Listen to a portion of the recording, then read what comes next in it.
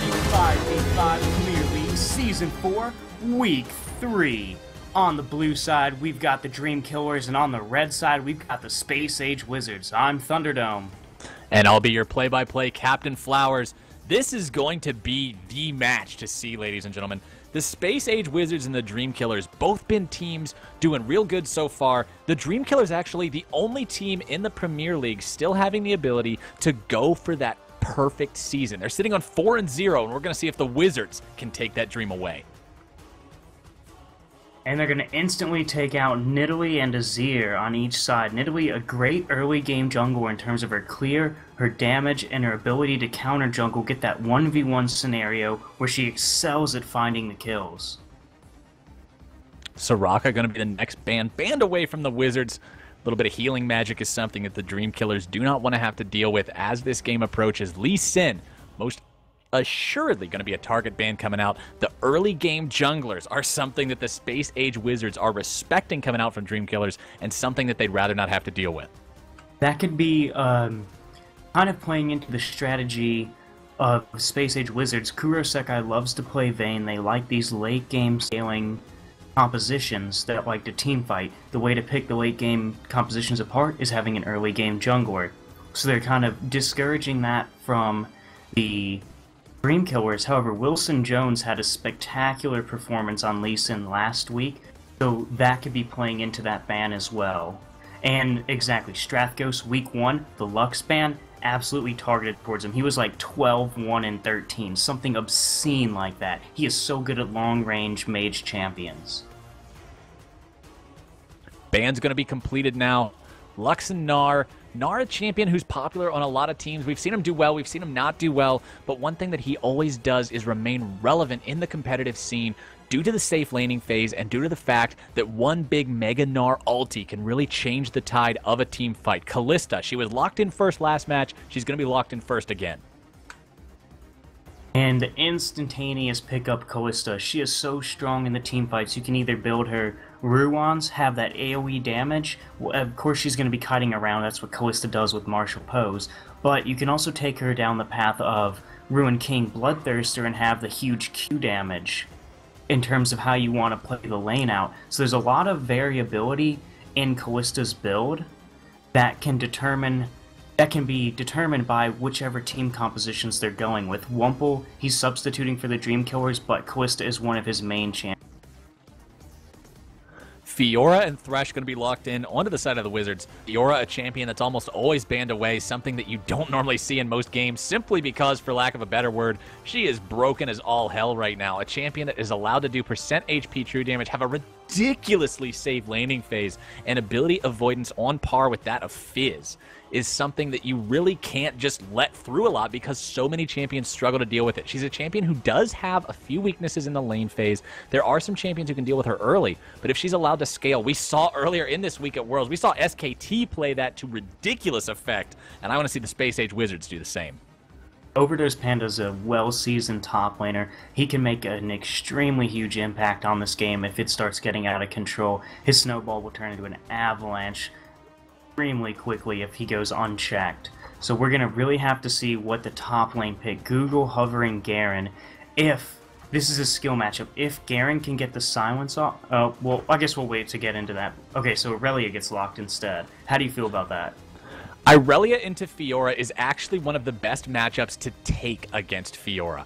The way the champion works and the way the entire matchup works comes down to a very simple concept that is then much more complicated based upon the mind games you have to play. And that concept is, can Fiora riposte Aurelia's stun? If Fiora ripostes the stun and then hits Aurelia with the counter stun afterwards, Fiora 100% wins, there's nothing Aurelia can do, and it's just, you might as well go home, game's over. However, if Aurelia does manage to stun Fiora up, you can put her in the dumpster early on. Once Aurelia hits that spot where she has the power spike around level 4 or 5, where He10 style hits that level 2, hits that level 3, and she's got the ability to do that true damage, if she finds the stun onto Fiora, all she has to do is let Fiora hit a vital, respond with Equilibrium Strike, and if Fiora doesn't block it, Aurelia can win the trade pretty hard. And it's something that he's going to have to do. It's something that you have to be careful about doing. You can't telegraph your abilities very hard. You have to make sure you're just doing it when she's not expecting it. And again, the mental aspect of this matchup is going to be a lot of fun to watch. And to touch on the Thresh pick, they were picking that away from Genghis-Khan. It's probably his best champion. He also has been playing a lot of Braum recently, so they kind of pick that as a counter to Thresh. Braum can get the stun on both targets, whereas Thresh, it's a little bit harder to use his crowd control on multiple targets if they're spreading out. Braum can also offer a little bit more defense because of the Unbreakable Will. And knowing that they're probably going to pick Vayne, because Kurosekai plays Vayne, it's his main champion, they're going to go with a little bit safer lane in terms of late game defensive capabilities and pressure in the early game. A lot of AoE potential coming out here onto the side of the Dream Killers. They've got the Sejuani. It's a pick that you don't get to see too super often these days. She's never really been in the meta except for that short stint she had there for about a month or so. But Victor's very popular. Kallista's always very popular. Braum has been sitting at the top of the tier list for a while now.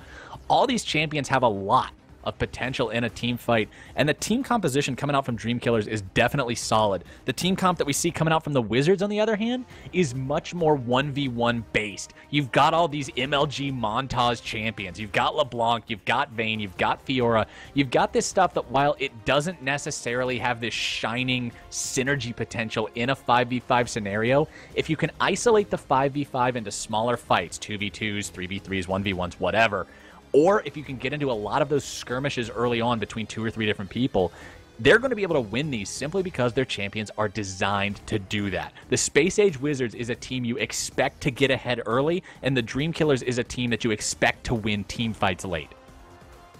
And the reason Vi could have been locked in is to punish the immobility of Strathghost playing Victor. Victor is not a champion if he does not have his summoner spells up.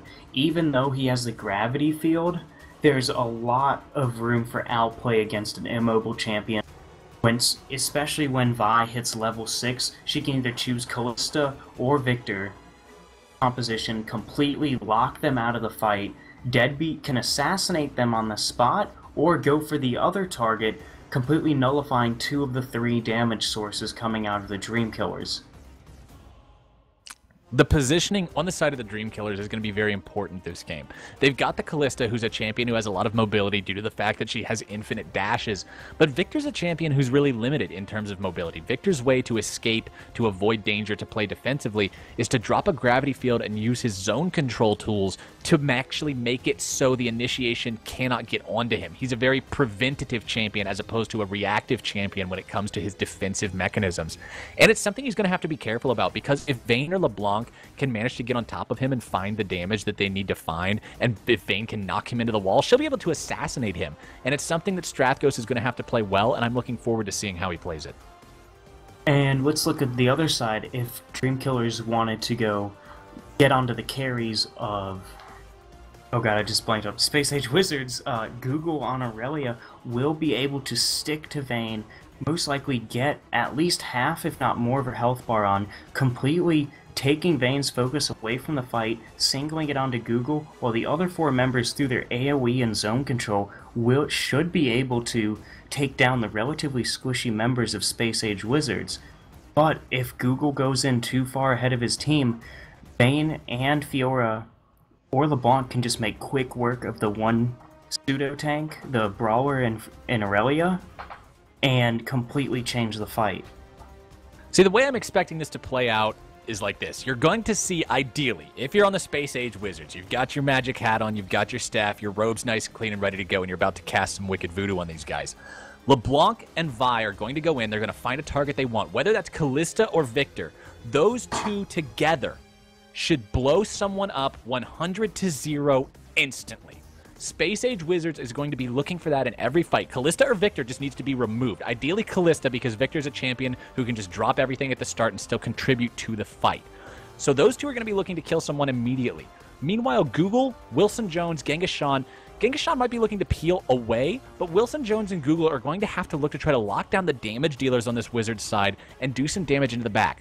Overdosed Panda actually has a really easy job in these team fights. He throws the ultimate down into Googler Wilson Jones, busts them up, procs those vitals, cuts through their tankiness, saves his carries, and then drops a healing field that makes it so those carries then cannot die afterwards. I'm really liking the composition that the Wizards have, and I think it's going to be up to the Dream Killers to play around it. We're going to be jumping into the game here in 15 seconds. We're going to find out who's going to win. Dream Killers, Space Age Wizards, Twitch chat, let me know who you think is going to be able to take this one, but we're going to find out. Stay right there. You don't want to miss it.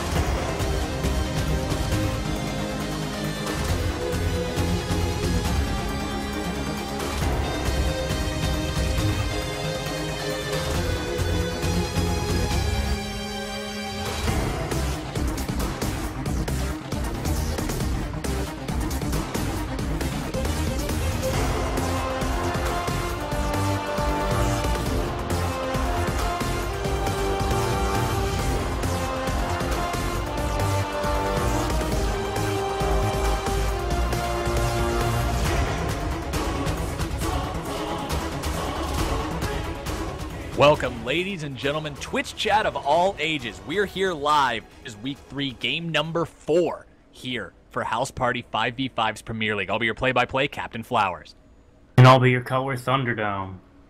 This match is going to be between the Dream Killers and Space Age Wizards. This is going to be a wonderful match to see. Both teams have really strong comps. Both teams have the potential to win this one. It's going to come down to who plays it better, but it looks like we're into a pause here. Technical difficulties right out the gate. Well, hey, Flowers, you want to use this time to introduce the players while we got a little bit of seconds? Oh, absolutely. Thunder with that forward thinking.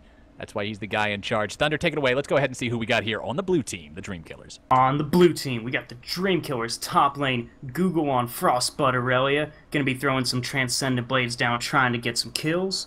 In the jungle, Wilson Jones playing the Icy Control Mage. Well, tank, really. I don't know why I called it a mage. That was just ignorant. In the mid lane, Strathgo's playing his famed mages, Long Range and Bursty, his specialty. AD carry, we've got Wumple hopping around with the martial pose on Callista, trying to get some vengeance for the souls that were taken wrongfully. And in support, Genghis Sean on Braum. Yes, that rhymed, and it was on purpose.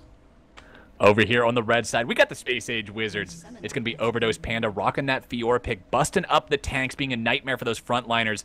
Vi going to be played by Galzerin. Going to be looking for those initiations, dunk people into the ground, make them pay. It's going to be the mid lane Deadbeat V2. V1 was a little bit out of date, so they had to upgrade him to this guy, and he's going to be looking to delete people in his own right on that LeBlanc pick. Kurosekai coming in on the vein, looking to terrorize everybody with the power of the outplays. Hi, I'm Gosu. Is that you? We're going to find out as this game gets going on. And Tyser going to be rounding out the squad here on support with that Thresh, looking to set everybody up and provide the utility they need to make those flashy plays. Going to be loading into the game now. The pause is done. The teams are out, and they're going to be launching into the Rift as soon as those gates drop.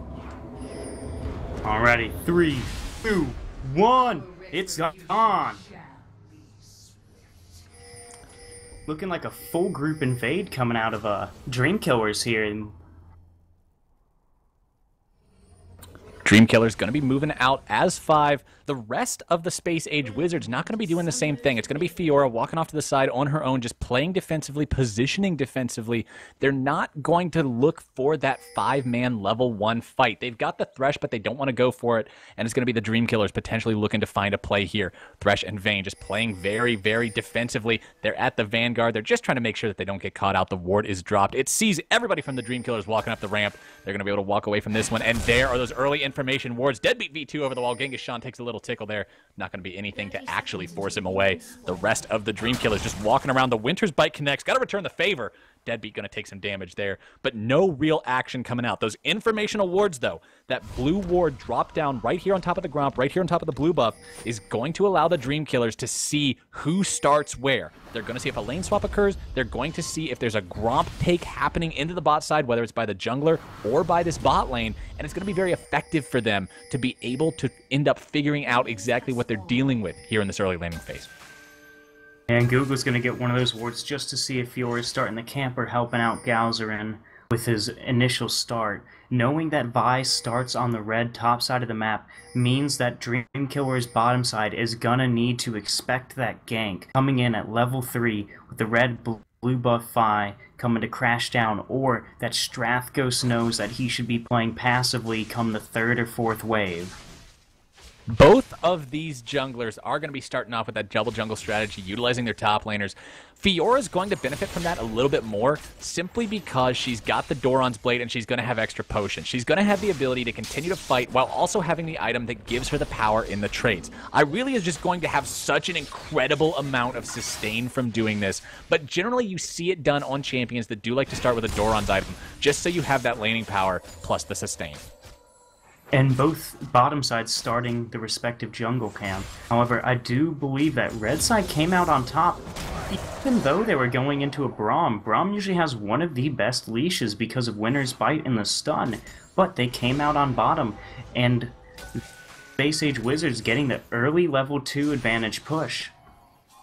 Going to be something that they're not going to be able to do a whole lot with immediately, but the most important part of it is you're not allowing Kalista and Braum to have it. That is a combination that's able to utilize level 2 very effectively should they find it while you're still level 1, and hitting that first is simply going to deny that power, deny that potential, and it's going to be Kuro and Tyser still just looking to be able to farm it out. Google and Overdose Panda into the 1v1 topside. Irelia knocks her away, and that's the power of landing the stun. If he does it consistently, he's going to be able to win this lane. Both top laners have sustain built into their kit. Overdose Pandas relies on him popping the vitals, whereas Google's comes passively with every single auto attack.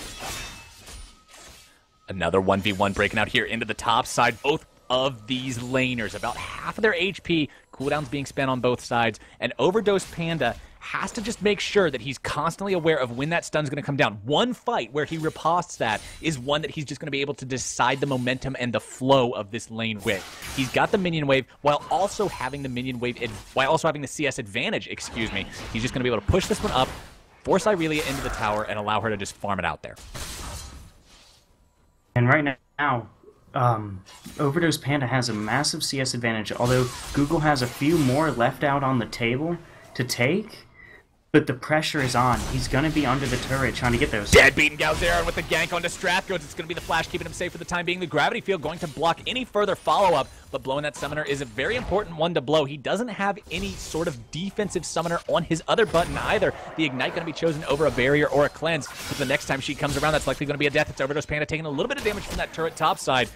Google going to be able to just get away from that one safe and sound. Again, he's got all that regeneration, but it's going to be Overdose Panda forcing him to use it. And putting the gank on mid is exactly what the Space Age Wizards want to see. You need to punish Victor's immobility. LeBlanc can close the distance extremely quickly, so there's no tell that telegraphs the gank. If LeBlanc all of a sudden starts playing super far up, excuse me, of course Strathghost is going to sit back and realize, hey, I don't want to get engaged upon. So, having the gap closed with Distortion is a great way to surprise him.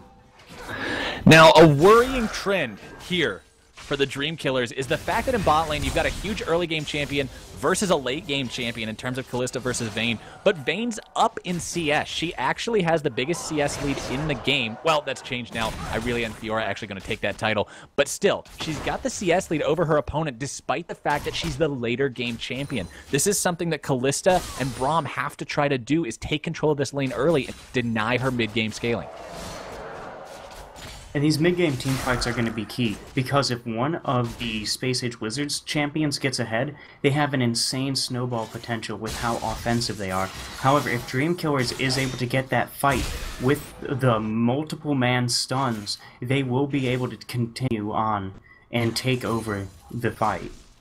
Overdose Panda continuing to play aggressive into the top side, Googling him into the 1v1. Google not going to be able to make anything else happen out of this one. Flashing away for the time being. Galzeran into the top side. He's got the gank. One more hit's going to do with the flash forward. First blood onto the Space Age Wizards. Team Dream Killers manages to go down at the 6-minute mark.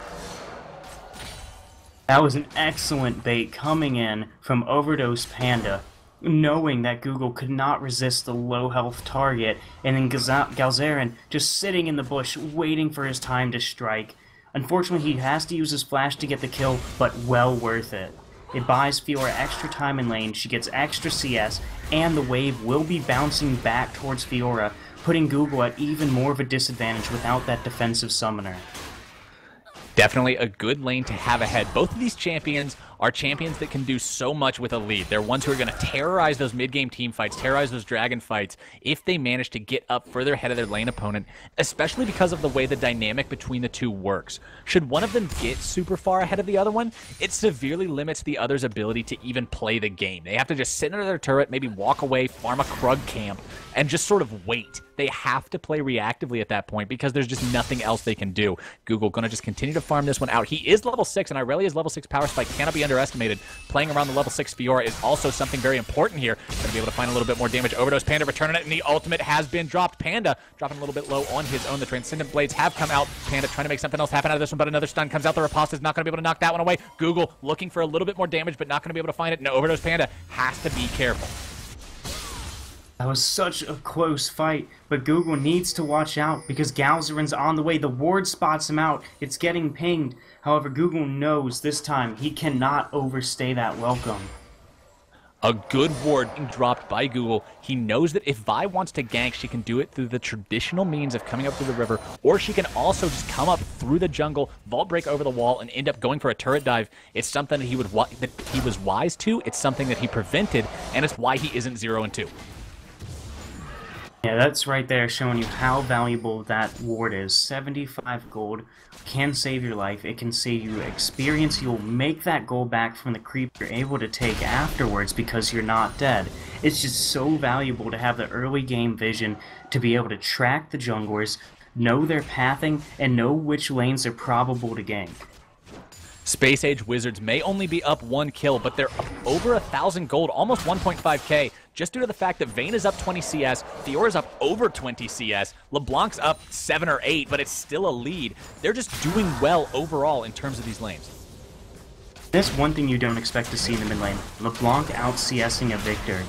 2v2 into the bot side. Kurosekai taking a lot of damage, but a miscommunication between the ultimates and a little bit of a glitch there between the Fisher and the ultimate from Kalista. Kurosekai still eating those spears. It's going to be Wumple looking to make something happen here. The exhaust is dropped. Genghis-Shan trying to complete this kill. The heal comes out from Kuro. Almost dead from the Ren, and Genghis-Shan picks up the kill. Rumpel going to take the credit for that one as Tyser tries to clean this one up. He wants to make it a 1v1. Can he do it? The Winter's Bite is down. Needs the death sentence. He still has the flash available. He's not going to be able to pick up this kill as Genghis-Shan looking to solo him out. He comes forward and the death sentence will not connect. Wumple takes out 2. Oh, he shouldn't have thrown the hook there. Tyser misplayed that. Wumple did have the heal bait working for him. But if Tyser was able to get one auto attack in it... Watch out, Google! Google doing what he can, but the kill is going to come out once again. It's going to be Galzeran showing up in this top lane time after time, and he's making sure that this top lane matchup that's so critical in this game is going to be one that his team comes out on top of. Okay, back to the bottom side. Tyser should have just auto-attacked Braum, TLDR, not throw the hook there. He had enough with the flare proc. Deadbeat and Strathgo's getting into the 1v1 here in the mid lane, but it's going to be that shield from the Q on Victor, keeping himself alive for the time being. But in the meantime, Team Dream Killers takes down Dragon number 1, 10 minutes into the game. That's going to be at the cost of the top lane turret. However, Google channeling the teleport, trying to stave off the last little hit points that are left on it, but it might not last too much longer. One more wave, and Overdose Panda should have that turret into the pockets of Space Age Wizards. Well, now we're seeing Wilson Jones. He's hit level 6. He's got the ultimate on Sejuani, and that's a very important level to have, excuse me. Galzarin has the ability to gank before 6, and yes, Sejuani does too. But the difference between the two is Galzarin still does a lot of damage in his pre-6 ganks, while Wilson Jones doesn't. Another 1v1 here into the top side. Overdose Panda taking a lot more damage from Google than he bargained for. He's been getting help from his jungler, but it's still not enough to be able to win out in that 1v1, and it's going to be Google taking the victory in that one. And that was just glorious baiting out of the W, the riposte by Google. He goes in, does an auto attack, backs off completely as riposte comes out, and then he blade surges back in again. The first time he blade surged to a low health minion to close the gap, and then he waited for riposte to be off cooldown, and then he went back in, and as you can see, he took out 4/5 of Fiora's health there. Overdose Panda forced to base again, and then since the vision is pushed forwards, Wilson Jones waiting for the bush gank, trying to get that revenge, getting Google back into this game, but Deadbeat might be on the roam. That matchup really is all about the riposte. Galzarin not going to be able to find the kill that he was looking for here into the bot side. Wumple and Genghis playing aggressive. Once again, Kuro going to eat a spear. Overdose Panda and Google into the 1v1, but it's not going to be a 1v1 for long. Wilson Jones is here. The piggy comes out. The ultimate is there. Overdose Panda dropping low. The flash comes out from Wilson. Can Google finish this one off? He's going to be able to. The ultimate from Overdose Panda not going to do a thing as Wilson Jones walks away safe. That was just glorious, glorious usage of his ultimate there. Waiting for the bola toss to waiting to throw the bola toss until Overdose Panda used up his flash. You get the summoner, you get the kill, and now Google's got control of this lane. He's caught up in CS. Galzarin mid lane, the flash into the initiation onto Strath goes Deadbeat, going to be able to find the damage, and that's a kill onto the mid laner. LeBlanc finds her way onto the board here at 12.5 minutes in as the blue team bot lane continues to push up. Wumple and Genghis trying to exert pressure here, but Kuro still with a 20 CS advantage. The first turret of the game going to drop topside, going over to Google. And even with that turret, they're only 200, 300 gold ahead of Space Age Wizards. The Dreamkiller's still not out of their deficit just yet. They need to use this bottom lane pressure, get some more dragons for their team, or after they need to get a jungle roam in, take the turret, and then use Wumple to help pressure the mid lane, because LeBlanc's not going to be able to 1v3. Teleport advantage is currently available for Overdose Panda. Google's still going to have to wait about another minute to get his back as Overdose is looking to push that top turret down. And Fiora does do a lot of damage to turrets very quickly. It's going to be Deadbeat V2 showing up into the bot side. Genghis Sean gets grabbed by the death sentence, but Kalista takes him to safety. That is the problem of dealing with the Kalista as the AD carry. Genghis goes back in, but the chain will not connect from Deadbeat. They're looking to turn this one into a 3v3. It's Wilson Jones showing up. He does not have that Glacial Prison. Both teams just going to disengage this one. Nobody actually dying. Hey, just the presence of Wilson Jones going up there means that they're gonna back off. They have to respect the possibility that he has the bola toss up. However, the blue buff gets traded over to Space Age Wizards. They see the jungler show bottom, they take that cross-map objective. Genghis Sean going to be stunned at the wall, but they're not going to be able to find anything off of it so far. Tyser just going to use that death sentence to give Kuro a little bit of extra money onto that creep, thanks to the Relic Shield. Picking up a soul and walking away from this one. This game is only 200 gold apart. Neither team willing to give an inch.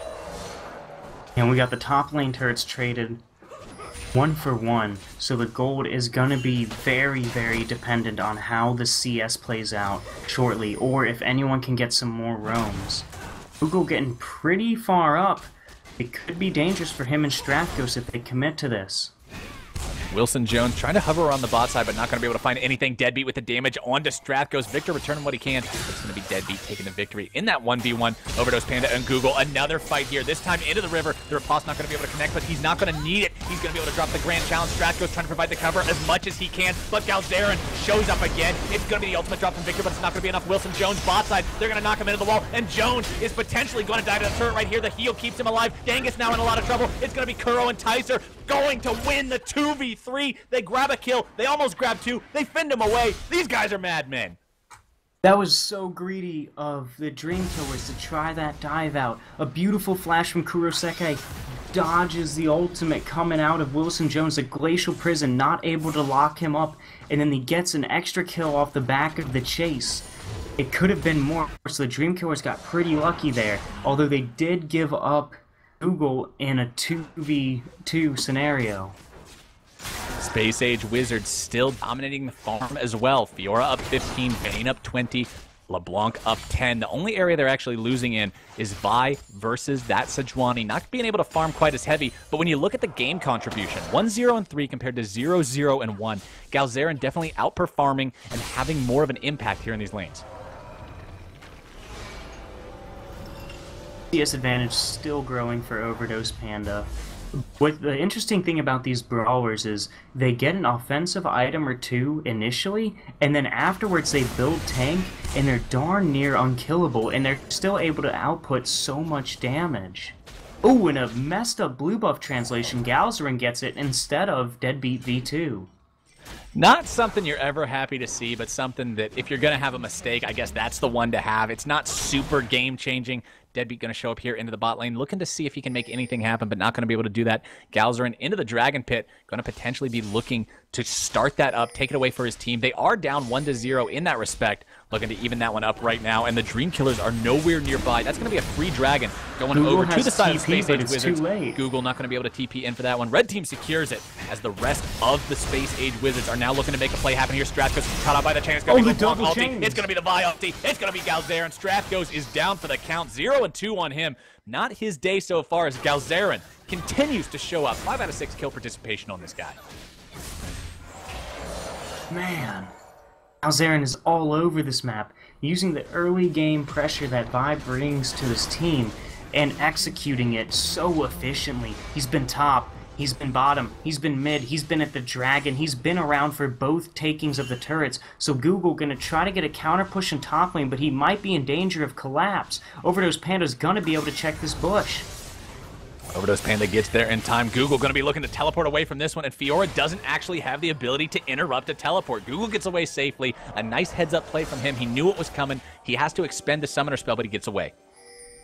That's not what you want to see. Now Overdose Panda has the farm advantage, the kill advantage, the experience advantage, and the teleport advantage. She's going to be able to relentlessly split push without any fear of being 1v1. That's a sticky situation to be in if you're on the Dream Killer's side, because if you do initiate the team fight, Overdose Panda shows up, he can put his ult on the lowest health target, assassinate them, and that almost guarantees that Space Age Wizards will win that fight. Oh, Wumple! Deadbeat jumping in just to steal that crab away. Doesn't want to allow Wumple to be able to take that one if he has anything to say about it. And that's going to be the Space Age Wizards just eking out every little advantage they can find. It has ended up netting them a 1,500 gold lead so far.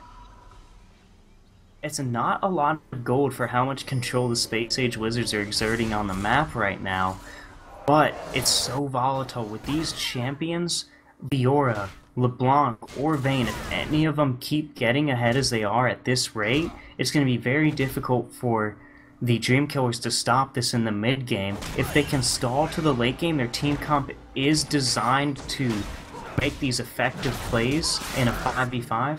Ticer dropping very, very low. Wumple going to be able to take the kill credit for that one. They managed to finally grab a counter pick onto this pick-oriented Space Age Wizards squad. And the Wizards are ahead, but they need to be ahead right now. They have a comp that's designed to kill individual targets through Fiora, through Vi, through LeBlanc. And if they aren't going to be able to do that in the early game, they won't be able to do it in the mid game once the Dream Killers start grouping up and using Victor and Sejuani as a wombo combo tool. The Space Age Wizards looking to go in. It's going to be the riposte used onto Google. The Winter's Fissure is going to be there. Galzeren dropping incredibly low, and he is going to get the ultimate off, but he melts first. Deadbeat V2 in a lot of trouble. He's going to drop very low. He's not dead yet. The shutdown comes out. Callista is dead. A double kill onto 2.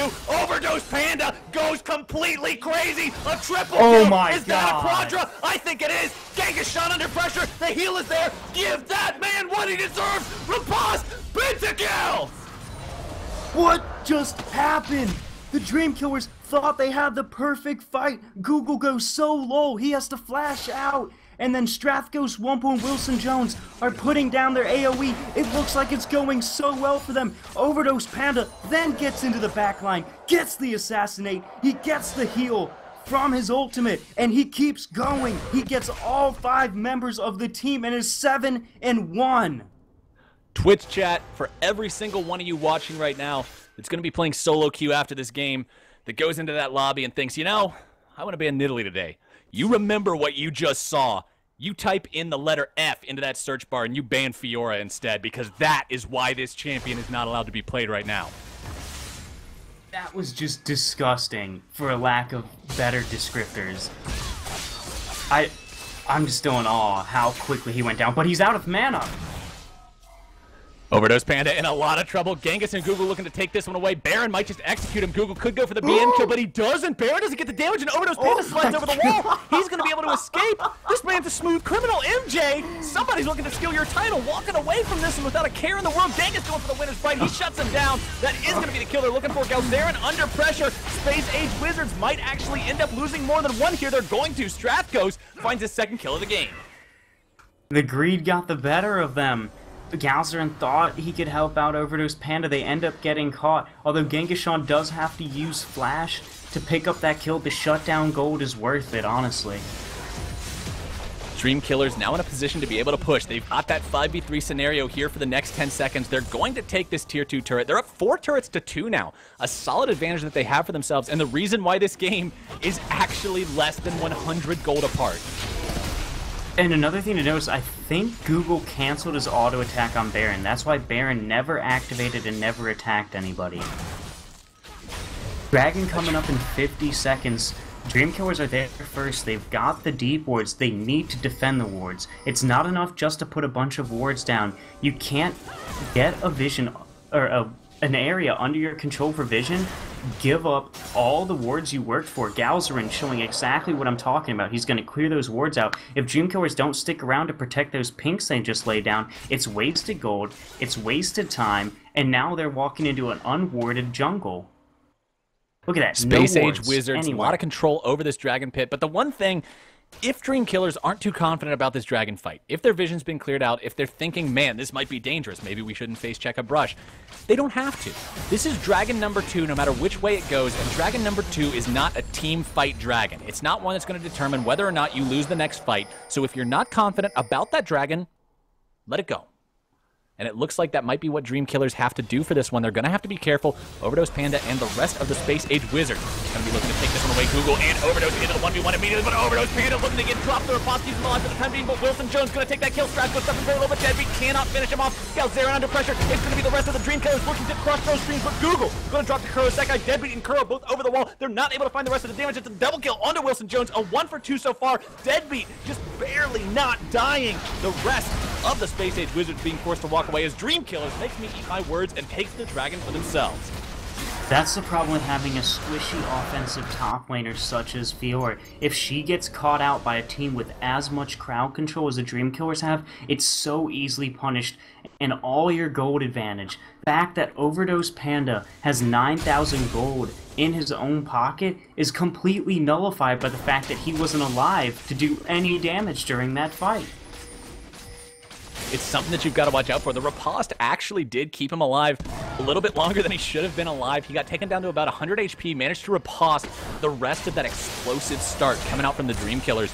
But this is what I talked about in Champion Select. This is the power of the Dream Killers in a 5v5 scenario where Vi and LeBlanc do not manage to 100-0 someone at the onset of the fight. And that's why Assassins kind of dropped out the meta when they changed the jungle over and you had to play more tankier jungles. Top lane received a lot of buffs through itemization and champion kit changes. And now you've got a lot more tanks on each team. The only target that Deadbeat could possibly one-shot would be Wumpo or Strathghost on the AD carry in mid position, which ideally, yes, are the targets you want to take out, but if you don't 100-0 them with your initial rotation of cooldowns, then you're essentially useless for the rest of the fight, barring 7 or 8 seconds when you don't have any abilities to use. It actually was very close. Strathghost in that fight dropping almost to death, except just barely not. He survived with 125, 150 HP, something around there. It was enough to walk away from. Close doesn't count in League of Legends. The difference between a 1 HP person and a full HP person is the person's still walking around. It doesn't actually count, and that's the problem for Deadbeat. That's the thing that he's going to have to do. He is working on that Rabadon's Death Cap, it looks like, as item number 2, going to give him that extra AP and make it so when he jumps on Strathghost next time, it's going to put him into the ground. Now, if Deadbeat was able to do that to Strathghost before the fight broke out, that would have been a different story. But during the fight, you have to kill him. Before the fight, if you chunk them out and zone them off the fight, that's great. But mid-fight, during the fight, you have to kill that target. The Dreamkiller's using the lane pressure. They see Fiora down bottom. Overdose Panda's going to try to get this split push, but he will not be able to push as fast as 5 members of the Dreamkillers as they go for this topside tier 2 turret. Turret almost in its own right. The winner's bite going to come out. Galzerian looking for a potential initiation. The Vault Breaker takes him in. It's going to be the teleport from Overdose Panda looking to come in onto the side. The ultimate is dropped. It's going to be OD Panda going down immediately. Galzerian going to be death number 2. All of the Dreamkillers are still alive. Oh, beautiful Sejuani! Double kill Victor! All of the Space Age Wizards are dead! That's an ace for 0. That's the Dreamkillers, and that is the last you're going to see in the top lane inhibitor turret for the Space Age Wizards. And the last of their inhibitor for that turret as well. The Dreamkillers just destroyed the dreams of the Space Age Wizards.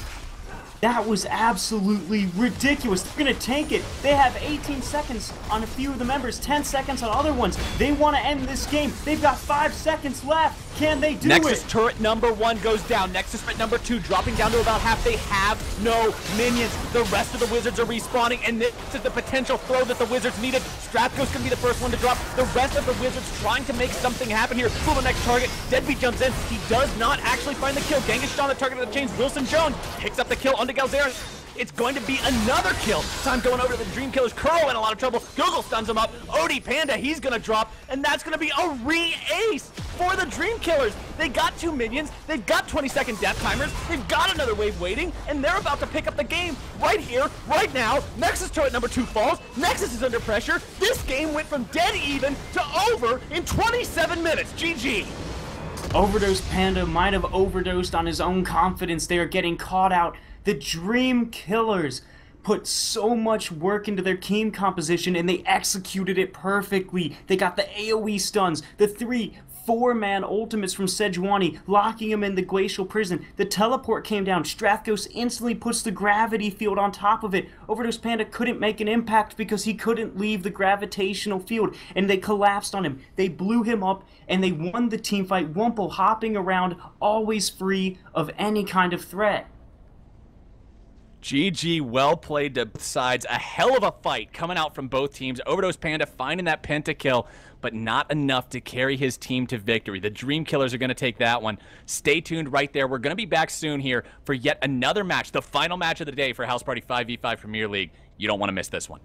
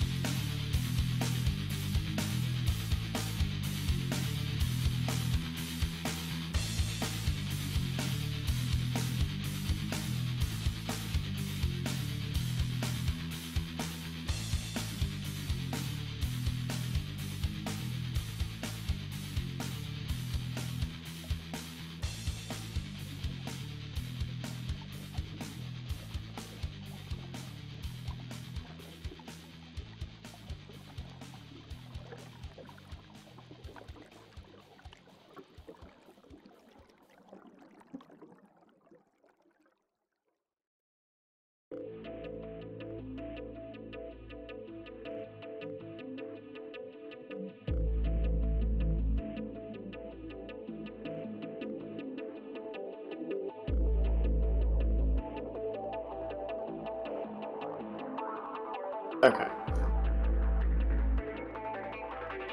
Ooh.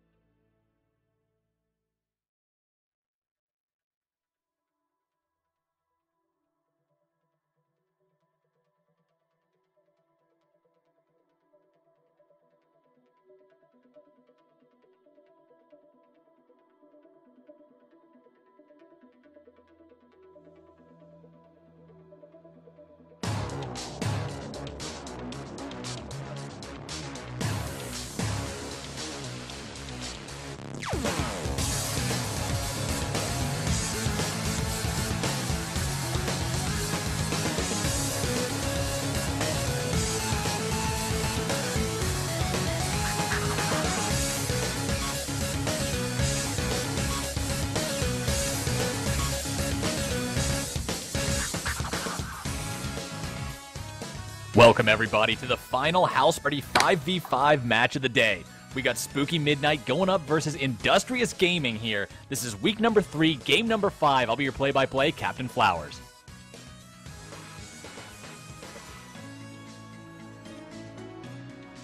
My color caster for today will be Wind Up Zen Mofo. He might be having a little bit of a microphone issue right now. I'll hopefully resolve that here in just a moment. The band's going to be going underway immediately. Tristana and Nautilus going to be banned out. Now, neither one of these are a champion that you see banned very frequently in solo queue. They're not exactly super meta picks. They are meta, but they're not so meta that they're overpowered. So these two are going to be banned out. Likely just something that the other team plays, that these teams know they're going to be dealing with, that they don't want to have to deal with. Vayne going to be banned number 2 over onto the side of Midnight, really respecting the AD carry power on Industrious Gaming, wanting to make sure that they limit that and make it so they don't have to go up against something scary that's going to carry the game all on its own. Fiora going to be the 4th ban of the game. Industrious banning away that champion. It's a champion that we saw played well last game, the first Penta that I've actually seen here in House Party 5v5's Premier League. She wasn't able to win. She was the one member on her team who did exceptionally well, but it's a champion that's just so hard to deal with. You feel like you have to expend so many resources just to keep Fiora down, just to manage her appropriately, that it makes it so it's difficult to deal with the rest of the people on the team. Yes, you can deal with Fiora. Yes, you can pick champions that work well against her, but being able to pick Fiora, being able to pick something against Fiora, and then also deal with whatever else they have on their team is something that can be a real challenge. Callista is going to be that final ban over on Spooky Midnight, and it's going to be a very spooky night indeed if you're looking to play AD carry against a ban lineup like that. They've taken everything away. Indeed there, Captain Flowers. Thank you for covering me. I hope my mic is okay right now. I had to get that fixed up. Got you loud and clear, bud. Awesome. Okay, so, I mean, blue side, pretty obvious strategy here. They're just banning out all of the AD carries that they possibly can, picking up the Gangplank first pick, locking in some late game damage. Hopefully, I mean, they obviously have a plan coming in for their AD carry because they just banned out basically the 3 top AD carries right now, and they might go for like a Sivir comp right now, but we'll see later in the draft. Some basic, you know, OP bans coming out from the purple side, like you probably said. Gangplank going to be locked in first onto Spooky Midnight, a very powerful top laner. One who's been nerfed a couple times, but never to the point where people don't consider him extremely strong. Lulu going to be hovered over onto the side of Industrious Gaming, and I'm just going to completely ignore that Urgot hover, because if that is ever anything but a troll pick, it is a cold day in hell, my friend. Indeed, indeed. Although I have been having success with Urgot top, not going to lie, but we're not going to see it here. Look at that, the interesting jungle. You're one of those guys that makes me dodge in solo queue. Know that? You're one of those guys that makes me dodge. You lock into Urgot and I think, oh, this guy's just going to be a troll. It doesn't matter if you're the world's best Urgot player. Just hovering Urgot in a solo queue game makes people want to dodge because you think, oh man, he's got his sights set to feed. Rek'Sai going to be locked in along with the Lulu for Industrious. Yeah, absolutely, and that's some good, just solid pickups from the purple side. Lulu, I will say it time and again, I think she's one of the greatest champions right now in this meta, just enabling so many juggernauts. And just being just a really good all-around pick, can be flex mid, support, even top lane if you're confident enough, and Rek'Sai just a really good solid pickup. Same thing on the blue side though, they pick up the Echo and the Thresh, really just solid all-around picks. Thresh is always relevant. Echo's been doing really good in the jungle and in the mid lane as both a tank and a damage source, so we'll see where he goes. Don't really know, but that could be in the jungle or the mid lane, so we'll see where they flex that.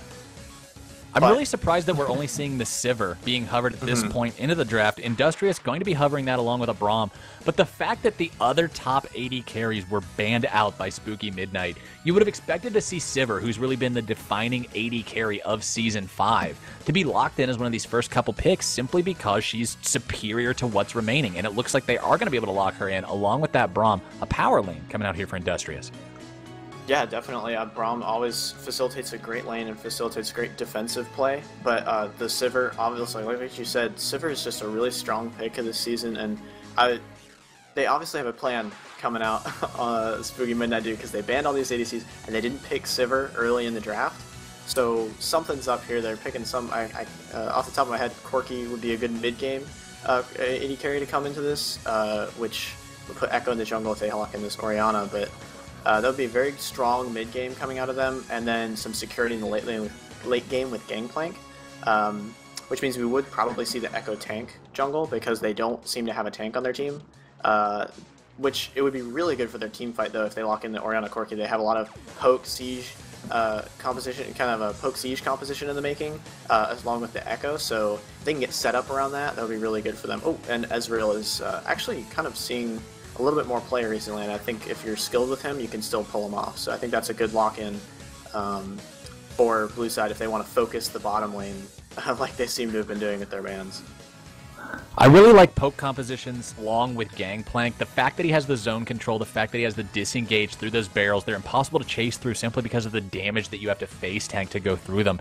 It's a powerful composition that's coming out from Spooky Midnight. They can kite backwards, they can do damage, and they can re-engage if they have to. I really like what they're going with. It's highly mobile, and it's highly deadly. It's very effective.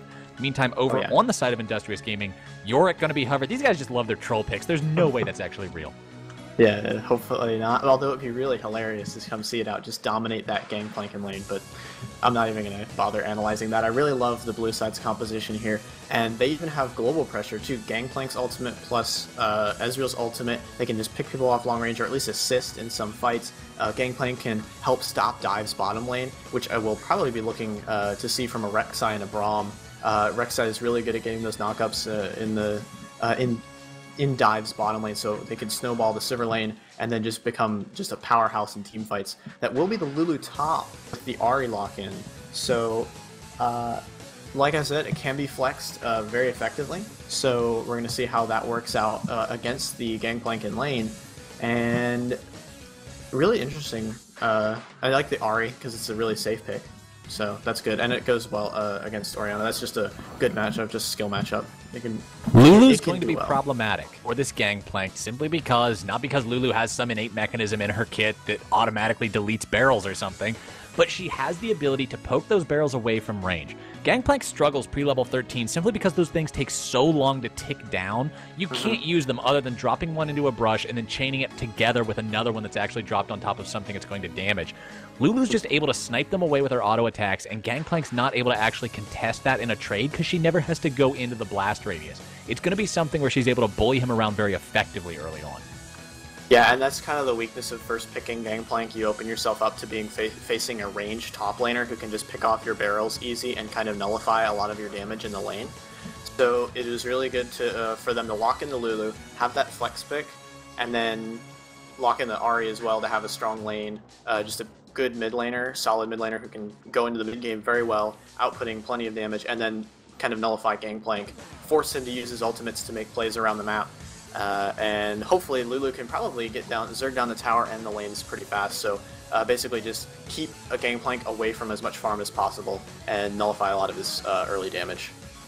It's going to be an interesting dynamic between these two teams because there's a lot of speed, there's a lot of mobility coming out onto the side of Industrious Gaming. You've got Sivir, you've got On the Hunt, you've got Rek'Sai, and you've got Lulu who can speed her up and give her that initiation power through the wild growth to add to her already capable initiations. But at the same time, such a powerful poking and zoning team coming out from Spooky Midnight. You've got Parallel Convergence, a massive zone control tool. You've got Barrels, just as massive. You've got Thresh who can flay in Death Sentence and drop down the box, which... take a wild guess what that is. It's another zone control tool. And then the ball from Orianna, it just revolves around zone control. God.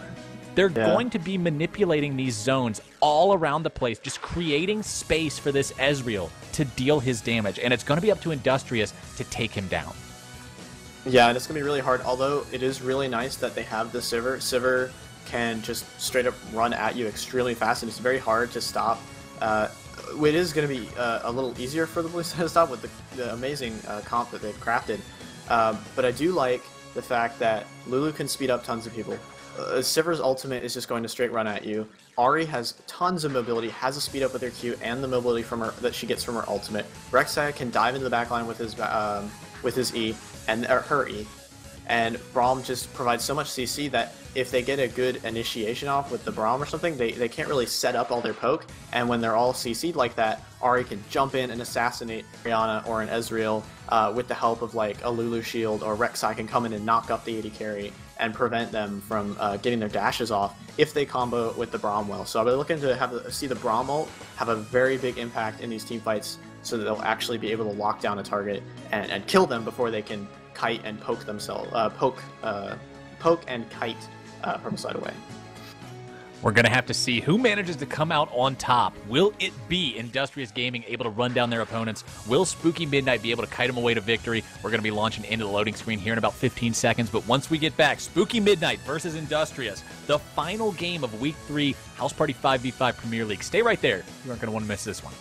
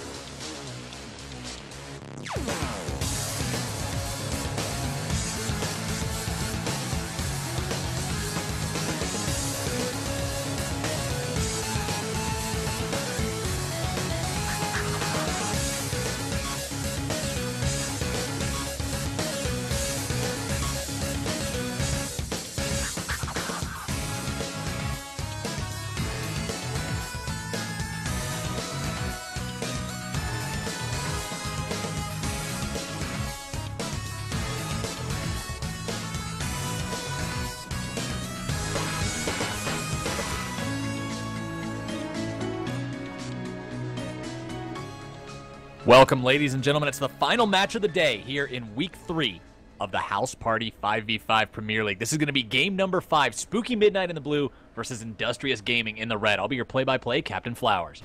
And I'll be your color caster for tonight, Wind Up Zenmofo.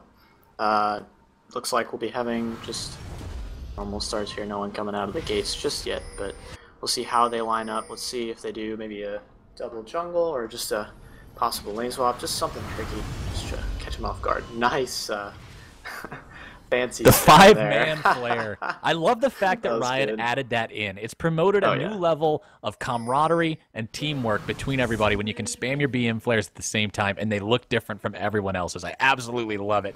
But no super aggressive plays being made quite yet. It is going to be all of Industrious grouped up, potentially looking to make something happen here. Was that an Echo going to be able to shoot out that Mystic shot, find them, and just be able to walk away from that one? Ward's being dropped down. Chino maybe getting a little bit aggressive here, positioning very far forward. The rest of his team not there. They're not going to actually be able to make an invade happen here. Defensive stance coming out from Spooky Midnight.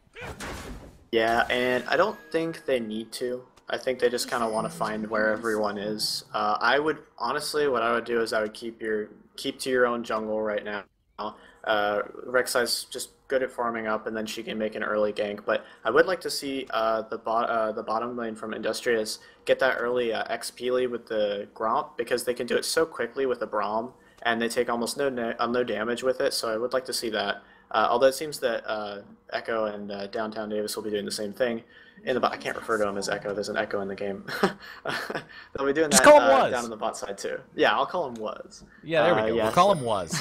But we can see that the wards have been dropped from the side of Industrious Gaming onto the red buff of Spooky Midnight. They weren't able to get too far into the enemy jungle. They took what they could. They couldn't actually get vision on if there's a lane swap, if the enemy bot lane is starting onto that Krug camp. However, they will know if the red is being started on the spawn, which is important because if the double jungle is happening into the bot lane, they are usually going to start at that red buff, but they will not be doing that. The ward wears off just in time to see the buff spawn, as both these teams now just going to be starting up here. Nothing too special to talk about. Yeah, absolutely, and we will see the Gangplank and the Echo on the top side just doing that double jungle, and it will be Lulu and Rek'Sai doing the same thing. So, not too much going on, just Gangplank helping them out and getting the early XP. They're just going to back after they do this teleport to lane, and it'll all be very boring and Speaking of early XP, there was actually a misplay over on the side of Industrious Gaming.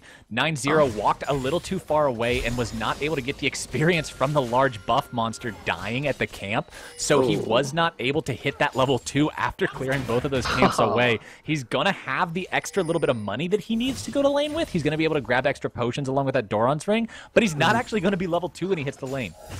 Oh yeah, I did not see that. I was focusing on the top side and step falling a little low, but yeah, that is actually really unfortunate for the Lulu. Now she'll still be able to kind of get control of this lane eventually, but she will take a little longer to get that level 2. So Instep went there at level 1 as well. Yeah, he grabbed level 2 off of the first creep. Oh wow, jeez. A little bit of miscommunication. Coming out with the early jungle plays with the double jungle. It's so difficult to do. The EXP range is so short if you're not used to doing it. It's not difficult to do, I shouldn't say that. It's really easy once you're used to it. But when you're not used to it, that EXP range, the first time I did it, I made the same mistake. It's really, really, really finicky. But Instep and 9-0 is going to get into the swing of things here topside now. Yeah, and I would like to see Lulu kind of just push this lane. Maybe she could... good barrel placement by Gangplank, though. You always want to get one in the bush so that you can throw one out and then just parlay it so you get the unexpected trade coming out. So, and Lulu can't see that, so that's good. But he's actually pushing the wave against the Lulu, which is not what you want to happen. Just kind of trying to trade there, but Rek'Sai in the flanks. Chino, baby, seeing what he can do into the top side. Not going to be able to find a whole lot onto that pirate. Going to back away, sit in the brush. And even if you back into this lane, you want to make sure you're backing from the brush. It creates that fear. Zark into the bot side. Going to find a little bit of damage onto the pocket knife. The Winter's Bite is there, keeping him away. Not going to be able to land that parallel convergence stun onto anyone. Being forced to walk away from that one, but he finds some damage onto the Industrious Gaming lineup. Yeah, that's what'll be good. Just get the wave controlled. Make sure was able to get lane control and get the CS he needs, because Sivir's just going to try and constantly just shove him in, and it'll be really hard for him to kind of CS early. So, but I do want to say the top lane, I want to see Lulu push that harder. Like she's kind of just letting it go to her. I don't know if that's kind of planned or he's just playing a little timid. But I would like to see that kind of push it's not, you don't really want to have Gangplank controlling the lane, especially this early. Oh, we got some action. Gank mid from Chino, baby. The force comes out from Jetrix very, very early, but the charm connects. The cleanse is there, keeping him safe. A wonderful Summonos pick ends up keeping himself alive for the time being. Would have died if he had anything else in his loadout, but Jetrix survives that one. And it's going to be Chino, baby, looking to make all the impact in these lanes early on. Yeah, Chino baby with the good early ganks coming out, blowing the cleanse. That was a wonderful cleanse, by the way, just almost instantaneous when the charm hit. But good pressure coming out from Chino baby. Rek'Sai is good at early ganks. We'll see what he can do maybe around this bottom side if Sivir lets it push out, but he seems to be just clearing that Skeller Crab. But Rek'Sai, he's going to meet up with Zark, but not too much probably going to go down, just a little posturing. But yeah, she can do some really good early ganks, and there'll probably be a return gank on the mid lane if Ahri lets it kind of come out when she backs.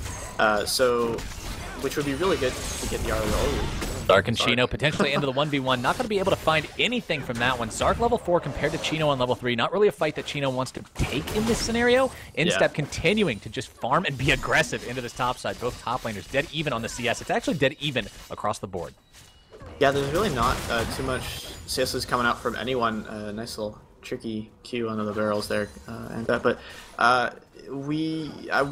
Sivir should probably garner just a little bit of a CS lead by shoving under tower and making it hard for Thresh and Ezreal to CS. Just they'd have to have really synergy to make sure they get every single one like that. You just see it's going to be easy to miss, and so Sivir should come out with a small CS lead at the very least. And the fact that they got ganked kind of put them behind a little bit, but nothing really too interesting. A little bit of a CS lead in the mid lane, but it's not going to play too much of a role right now, and unless something comes out where it's like a 15 or a 20 CS lead, it doesn't really have an effect right now. But I want to see, now that both mid laners are 6, we do want to see Ahri kind of shove the wave in and roam, which will be a little hard to do against an Orianna.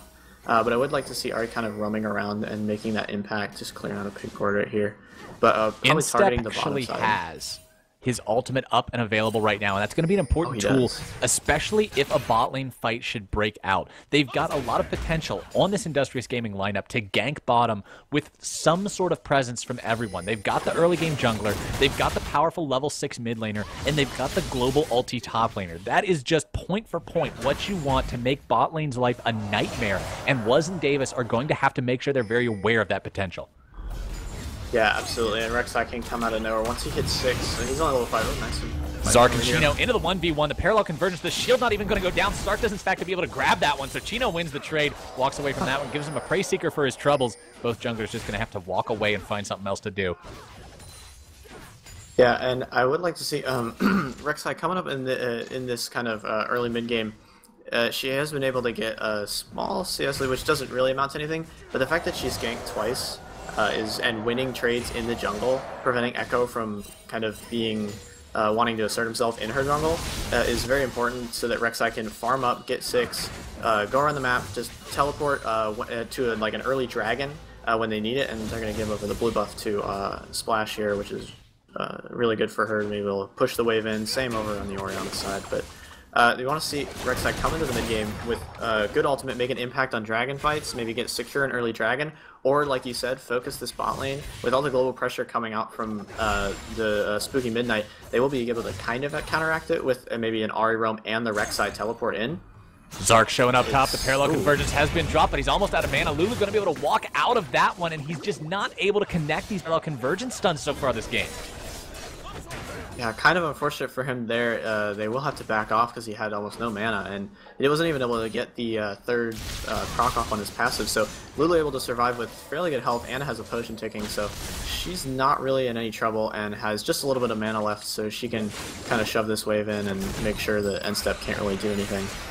He's just going to kind of try and keep farming though, which they're doing a pretty good job of it, but not really too much coming out of Zark's ganks. Not really anything burned on the side of Lulu, but whereas Chino coming in with a little more impact, burning cleanse and stuff and whatnot, and having more of an impact in the top lane. So we'll see if they can get some early vision control around this dragon so that they can kind of 9-0 finding the aggro onto Instep here in the top side. Going to be able to drop him under 300, but will not be able to find the rest of the damage. This has to be one of the lowest action early games we've seen in a long time. It's going to be Davis finding the flay onto Pocket Knife under the turret. He's going to be able to walk away from that one, but just because Braum is so hard to kill, most other supports would have gone down there, but not him. He does manage to keep himself alive as Lulu dismantles that barrel, placed topside by Instep. It's so hard to do anything versus these ranged auto attackers.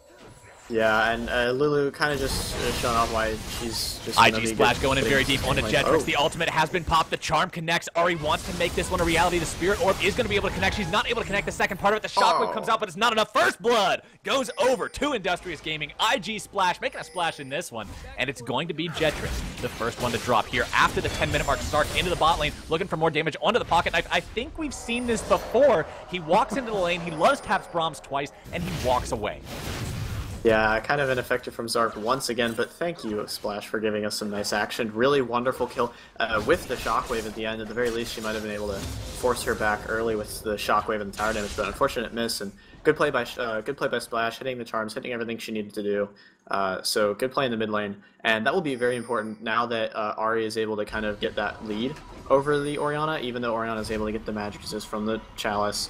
It will be very important for Ari to get the lead, because then she can transition to the mid game and just have much more of an impact, because Orianna will always have an impact in team fights no matter how far she's truly behind. I mean, to an extent, but her ultimate is just extremely good in the team fights, especially going in the mid and late game. So Ari needs to have just a little bit of the lead, and she'll be able to have more of an impact and be able to pick off one of the squishier targets. But we are seeing Blue Side get that dragon. Spooky Midnight, dragon number 1.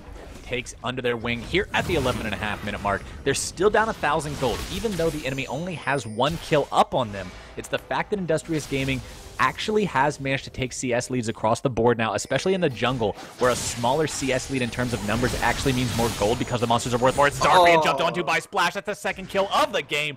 Going over to him, he finds the chance to jump, and he takes it. Zark going to go down for that one, and he's just not having the best game today. Chino over the wall. Jetrix now potentially in a lot of trouble. The charm is going to be able to connect. The cleanse is not going to be used in time this time. Gangplank ultimate comes down defensively. Jetrix walks away from that one. The Prey Seeker unable to connect. That was a lot of action surrounding this mid lane. They're trying to get down, try to get some damage on this tower, but Sneaky Dragon by Spooky Midnight. A wonderful shockwave. Tower shot onto Splash. It's going to be the Pocket Knife finding the ultimate, but the Glacial Fissure is not enough to bring Jetrix down. Going to have another shield onto himself to keep himself alive. Instep continuing to just farm up. Still being beat ever so slightly by that Lulu, but for a melee into a ranged matchup, it's not that bad to be down by 4. Yeah, Instep's actually doing a pretty good job of farming and just making sure that he's getting enough CS. Lulu's not really bullying him as much as I expected, but yeah, back to the mid lane. Zark is just not having the impact I think he would like with these skanks, and just kind of getting caught out there. Unfortunate, and getting Ari that second kill. She's almost to that Luden's Echo, and she has some CDR from the Codex, so she's going to be very strong with in these next few minutes. And once she finishes that Luden's, she's going to be able to assassinate basically anyone on the Wasn't Davis going deep onto the Pocket Knife. The play is there. The box is down, and Swords potentially in a lot of trouble. The Boomerang Blade comes out. Was under a lot of pressure. The two-shot barrage is there, but it will not be able to find the kill. The Ignite has been dropped. One more hit onto Swords would be able to finish him off. It's going to be Mystic Shot taking him down. It's going to be Was. It's going to be Davis. It's going to be a double kill, and that is going to be Spooky Midnight tying this game right up. Oh my goodness, that was wonderfully played by the bot lane. Was that an echo? Arcane shifts right in, gets the Q off. He knows he hits it, just starts focusing the Braum. Wonderful skill shot accuracy coming from both sides. Zark getting a little caught out there, but wonderful skill shot accuracy. The flash from downtown seemed out of place, but put him right in position. Splash and Jetrix into the 1v1. The charm is not going to connect, but the red buff onto the Ari is going to keep Jetrix nice and slow. He burns him down once again. Chino and Zark into that 1v1 here in the river, but it's not going to stay 1v1 for long. Gangplank and Ari both seem to have something to say about this fight. Zark can't do much damage to Chino. Chino is just sitting here tanking it. He doesn't even care. Gangplank trying to drop a barrel here. It's not going to be able to do anything. Ends up just being a 1-for-0. Jetrix dies for the second time this game.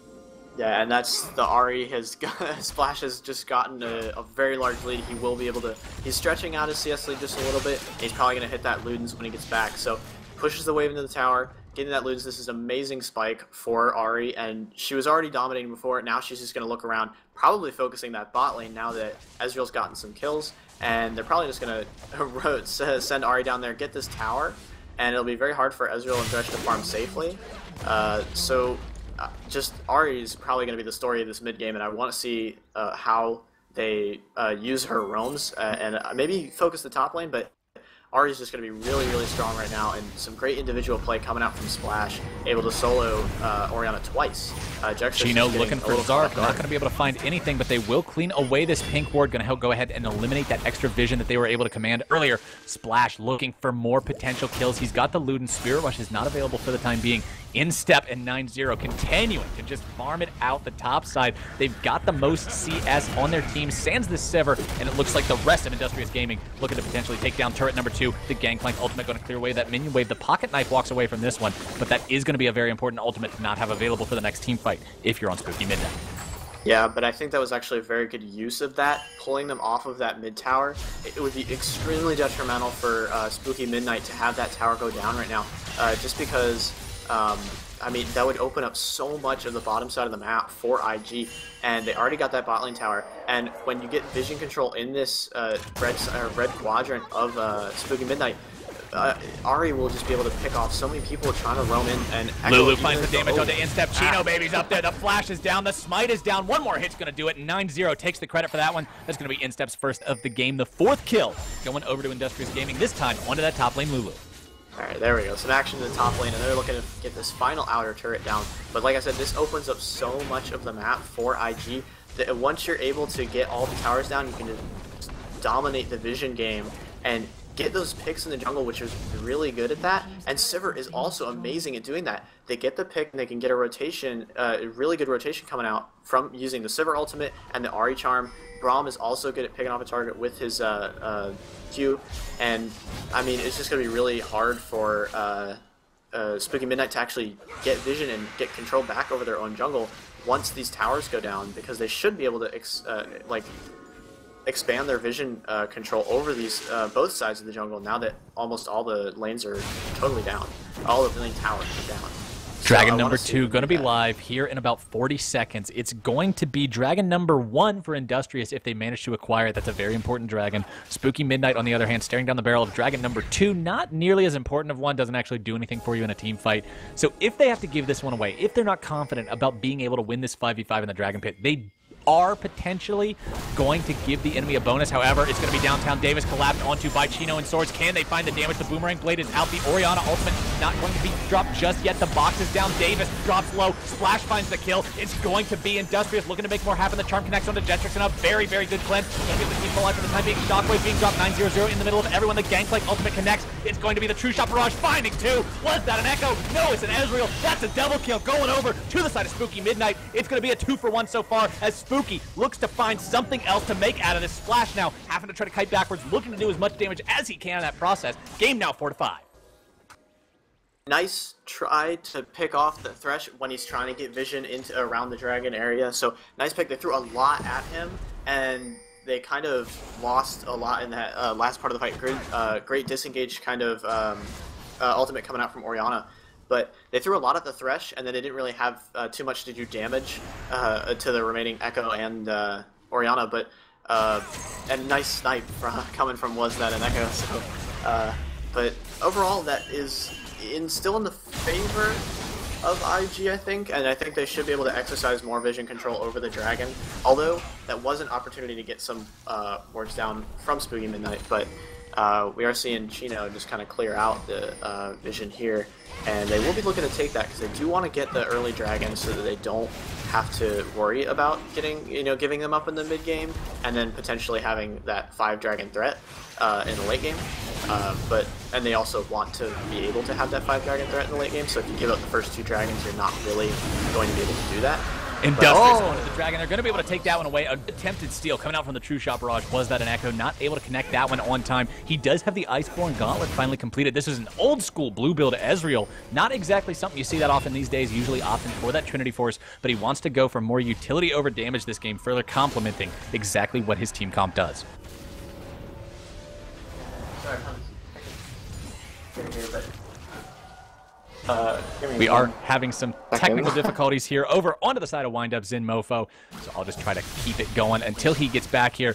Jetrix, and the rest of Spooky Midnight. They aren't that far behind. It's only a 2k gold deficit. The Dragons are even. The biggest difference in this game is the fact that Industrious Gaming has outer turrets. They've got all 3 of them, and that's giving them extra control on this map, and that's giving them pick potential with this Ahri. Splash has 4 out of the 5 kills on this Industrious squad. And when you've got 4 out of the 5 kills on a mobile, single-target, powerful elimination champion like what Ahri is, you're going to be able to take advantage of those early turrets. Every single one of those you remove is more map pressure that they're not going to have on Spooky Midnight. It's more map pressure that Industrious Gaming is going to be able to exert, and more areas of the map that they're going to be able to take over and set up picks for this Ahri. Instep looking for some damage on the 9-0. He's got the barrels, he's got the damage. It's going to be the ultimate coming down. Death's Daughter hits her. She's trying to keep herself alive with the Wild Growth, but is it going to be enough? He grabs another burn. He will not be able to take her down. Chino looking to potentially swoop in, make something happen here. Zark is positioned on the wings topside, trying to make the dive happen, but Lulu walks away from this one alive downtown and was looking for a kill onto the Pocket Knife. Swords is nearby, a very sharp-themed bot lane, and Pocket Knife walks away. Chino just going to be looking to sweep this one away. He finds some hits onto the wards, not going to really do anything else. Just sweep that vision away and try to control as much of this map as possible. Again, they've got those outer turrets down. You want to walk into the enemy jungle and just start choking them out. Choke away that vision, extend your own, and make it so they have to overextend simply to grab some vision and figure out what they're doing. And at that point, you jump in with Splash, you find the pick, and then you rotate for the objectives afterwards with the numbers advantage. Yeah, absolutely, and don't worry, I'm back. But we see a lot of blue wards on this bottom side, at 3 pinks actually coming down over there. So it is a start for Spooky Midnight to get all that vision control in that bottom quadrant, but there's no objective over there right now. The only objective that they really would be looking at are more towers and Baron, which is on the complete opposite side of the map that they have all this vision. So yes, they have some vision now. They may not get caught out as much in this area, but they need to kind of, if they're going to focus so much on this bottom side, they need to send people down to this forming giant wave and maybe get this tower, because they don't have any towers yet. And we're seeing some rotation in the top blue quadrant, but I mean, like I'm saying, they need to get some semblance of it. They need to get some towers, honestly, and they need to use vision to do that. So if they're going to set up all the vision on the bot side, they need to get that bottom tower. Plain and simple. Industrious doing what they can to try to play aggressive, work their way into this enemy jungle, and see what they can make happen. Zark, always on the front lines, always looking to make stuff happen. He's got that Cinderhulk, he's got the Sightstone, going for that Korean jungle style. You get tanky, you provide utility. It's not about the damage. You're depending on the rest of your team for that. But one problem they're going to see with everyone building for utility, you've got a Cinderhulk Sightstone Echo, you've got an Athene's Grail Orianna, you've got an Iceborne Gauntlet Ezreal. Nobody's actually building damage on Spooky Midnight except for Gangplank. And when you're up against someone like a Lulu who has the ability to prolong the life of her team so much through artificial means, it's going to be very difficult for Spooky Midnight to actually be able to reduce these health bars on Industrious to 0. They will manage, however, to reduce that turret down to 0. That's going to be their second turret of the game, as the game is now only 500 gold apart. Yeah, and that's great on nice Ezreal ult, by the way, getting a few of those minions out there. But so they are still able to siege down turrets very effectively. They don't necessarily need to do a ton of damage if they're going to do that, but then they need to play that game a lot more than fighting. So they hadn't gotten any turrets, which is a great pickup now in this mid-game. Getting that turret pickup and potentially getting some more wards mid-game turret is very important for being able to extend vision control into both quadrants of the jungle. And then they did get the bottom side turret as well, so gold income definitely shooting up for blue side, and they are able to come back in the gold deficit. But they're going to need to siege more if they're building all of this utility. Like you said, they aren't going to do damage outside of Gangplank, or at least meaningful damage. They will be able to get some initial damage and some prolonged poke damage, but they won't be able to team fight very well at all if that's all they're building towards utility. So I like it kind of if they continue the strategy of just pushing down towers and not really fighting as much, and poking Industrious Gaming down before they get the towers, so they don't have to fight. But eventually they do probably have to get some kills if they're going to actually knock down the Nexus. So we'll see where the damage is going to come from in the late game, I think. But right now I think it's fairly effective, but we'll see if it has an impact in the late game. Both teams squaring up for a potential Dragon Dance downtown, going to be able to find the death sentence on Chino, but it's not going to turn into really anything to talk about. Both these top laners still sitting top. They've got their teleports to use. Instep wants to be able to find that turret, but he's not going to be able to do it too effectively with 9-0 sitting nearby. Neither one of these teams wanting to give up this Dragon. They're both tied at 1, but they don't want to allow the enemy to have that advantage. The Prey Seeker going to find its way onto Was, but not a lot else to speak of. 300 gold separates these teams. This fight is not going to be determined by gold. It's going to be determined about who plays it correctly. Instep and 9-0 continuing to fight here into the top side. Those Gangplank barrels doing so much damage, dropping them down to about 60% of his HP with just one of them. 9-0 has to be so careful in the duel versus this Gangplank to make sure he doesn't overextend. Absolutely, and it's very important he doesn't get chunked down before he's able to teleport into the fight. He is backing now, so he will be able to teleport safely, but it's up the top lane tower's top tower for Gangplank to shove in and potentially take before this Dragon. So even if Spooky Midnight doesn't get this Dragon, they will get the top lane gold, and they're going to get it before the Dragon even is close to being down. Then pick up from Gangplank. Instep does take that turret. That is going to tie the turret count up 3-3 now, as neither one of these teams is willing to commit to the Dragon fight. Splash is the one who is the biggest in this game compared to everyone else. Ezreal also doing a pretty good job of being a threat for his team, but he just doesn't have that damage for that. It's Zark now taking some damage from 9-0. The teleport going to be coming in.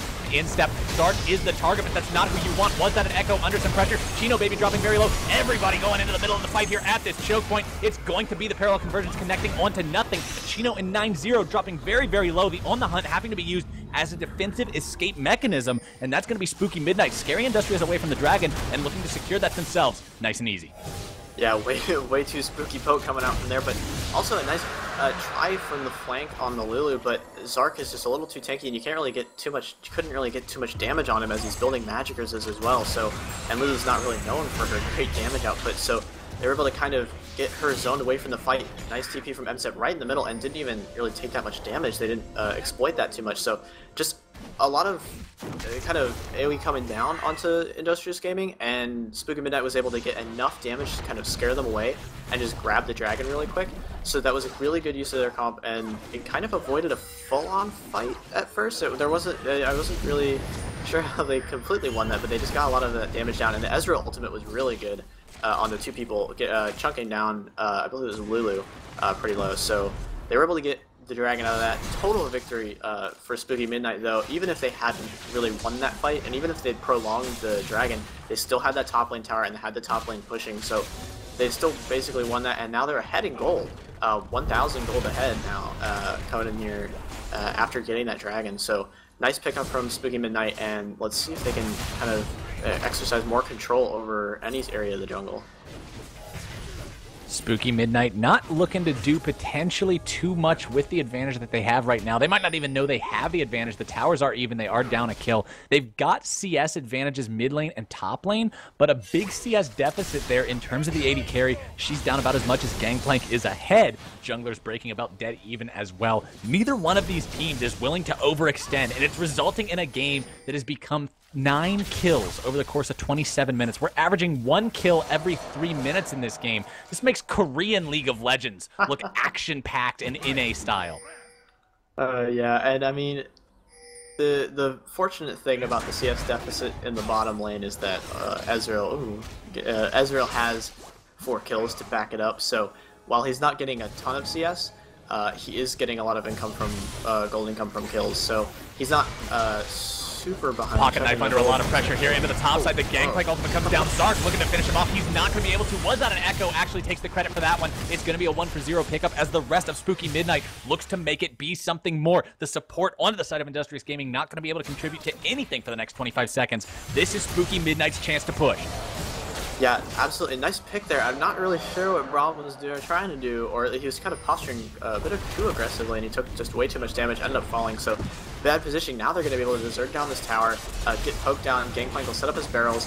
Can't go near that Orianna ball right now. She'll still be near with it. Quite an impact. Zark with the initiation onto Swords. Parallel convergence is going to land, but it's not going to be able to stun anyone up. Red turret destroyed. That's going to be Gangplank taking the credit for that one. The 4th turret of the game, the first tier 2 turret, going down in favor of Spooky Midnight. Yeah, and wonderful pickup by Spooky Midnight. Once again, they get a pick, and then they get the tower. Really nice to get that siege going. They poke down people. A nice aggressive parallel convergence forces them away from the tower, and then they're able to get it easy peasy. and not real too much of a challenge. And they're going to try and push out this top wave that's become very massive. They're probably going to be able to Zerg down this top tower. 9-0 taking more damage. Ezreal with the aggressive blink into the middle of an instep, looking to finish this one off. He's not going to be able to do so. 9-0's Wild Growth being forced out to keep himself alive, but he does stay so. Splash looking to jump in and make the damage happen. Was that an Echo being forced to use his heal to keep himself alive from that turret aggro? Zark now dropping low. Chino looking to find some damage. Sivir with so much coming out. Swords trying to make the fight happen. Jetrix dropping incredibly low. The pocket knife trying to get that CC down, but he's not going to be able to do it. The shockwave drops, but Jetrix drops as well. Zark now in full retreat. Chino over the wall. The flash is there. The charm manages to find his way onto Zark. Chino maybe needs one more hit to make that a reality. He doesn't need the hit. He's got the smite. That is going to be a 2 for 0 going in favor of Industrious Gaming, as they could potentially turn their sights onto something else. The pings are coming out onto Baron. They're so low, though. They've got to watch and make sure that they don't overcommit here. Yeah, and that was pretty well played by Spooky Midnight. They did lose while they were trying to kite back. They did lose 2 guys, but overall, I think that's actually still going to be pretty good for Spooky Midnight as long as they can keep this tower alive. Nice Gangplank ultimate and Ezreal ultimate to clear that wave, make sure they can't get anywhere near that tower.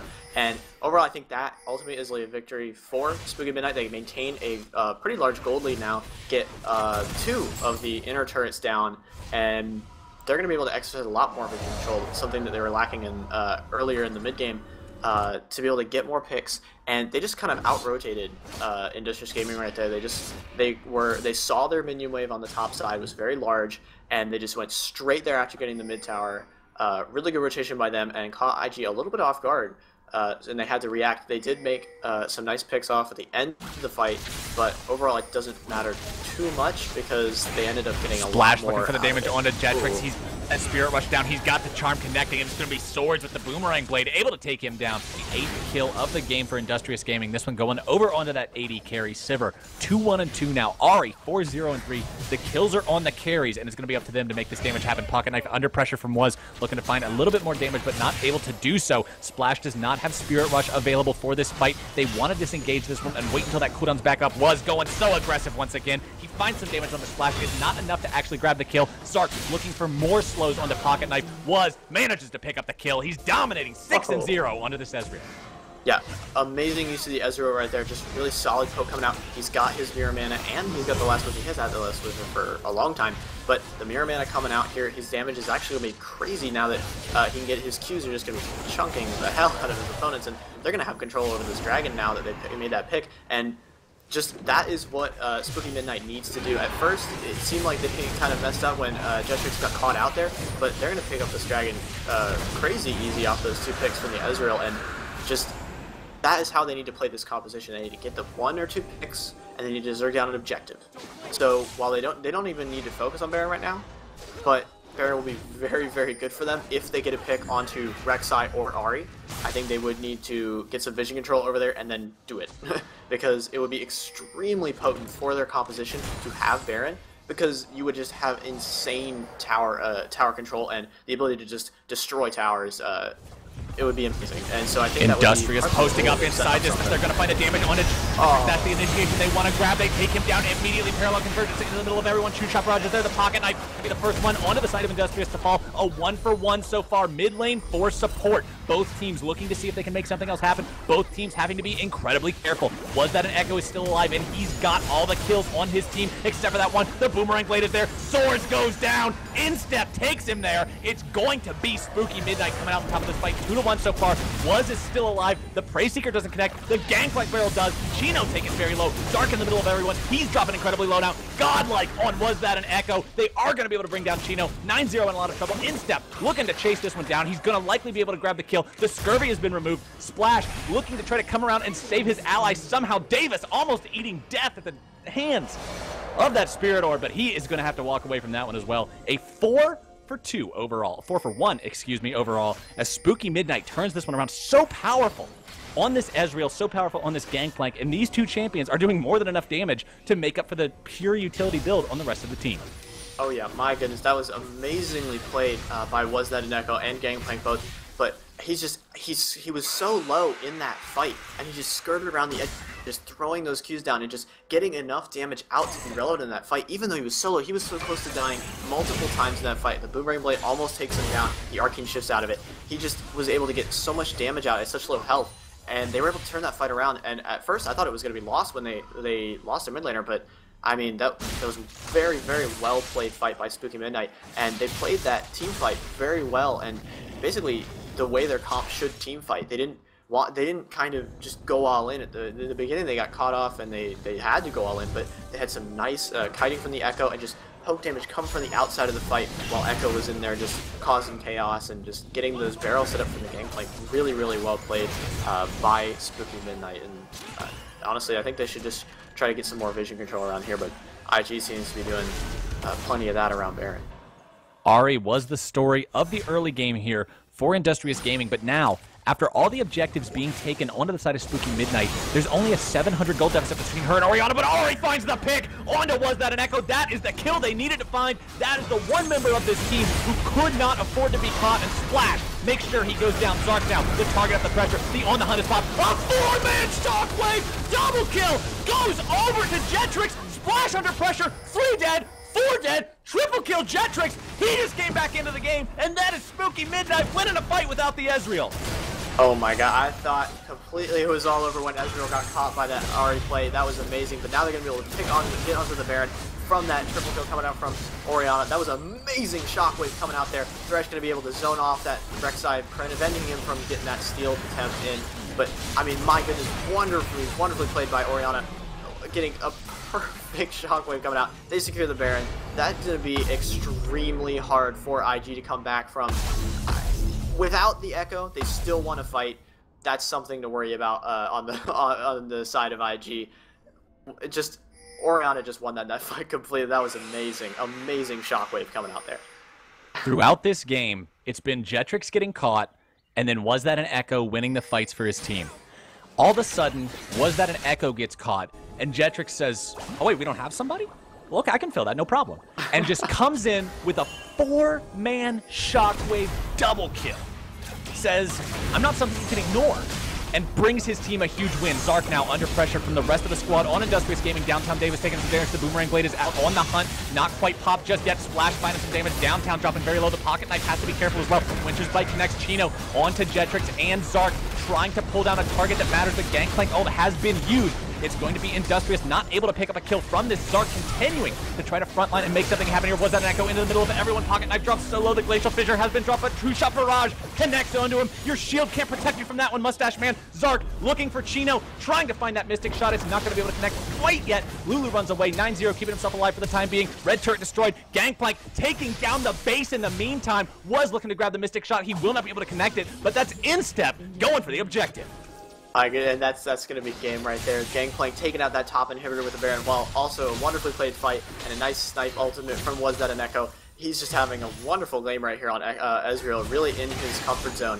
And, I mean, just very, very well played by Spooky Midnight. They have this lead now with the Baron buff and with this gold lead. They're able to actually take these fights, and now that Jetrix is actually kind of back in this game, getting that amazing combo off that last fight with his shockwave, he's able to actually make more of an impact in these fights. His shields are actually shielding for a decent amount of health, and he's able to come back into this game and actually fight a team that I thought would have superior team fighting with the positioning from Sivir, the Braum ultimate, and they're able to actually beat them. So they're probably going to take this dragon right here. They're going to set up some wards around here, and they're a little low though, so they're probably going to have to back off. Not the end of the world. They have 3 dragons, but it would be nice to get that 5th dragon counter ticking as the last win con. But top lane's pushing, and red side is going to get this blue side backs off. They know that. Aspect is the only reason to really be concerned about this dragon. Whichever team gets it, it's an even numbered one. Doesn't matter that much. Once again, it doesn't actually contribute to a fight.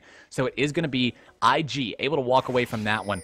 Industrious Gaming looking to try to take whatever they can to keep themselves afloat in this game. They're down over 11k now. Davis and Echo just going to be clearing this one away. Davis was, excuse me, we can't call him Echo. We do have an Echo in the game. So it's going to be those two clearing away that vision, looking to continue to try to find plays. They're able to play so aggressive. They're able to play so far forward just because of how fed is. Oh yeah, and they're going to actually be able to get this bottom side going pretty low. Nice rotation coming out here. Echo setting up some wards up over there.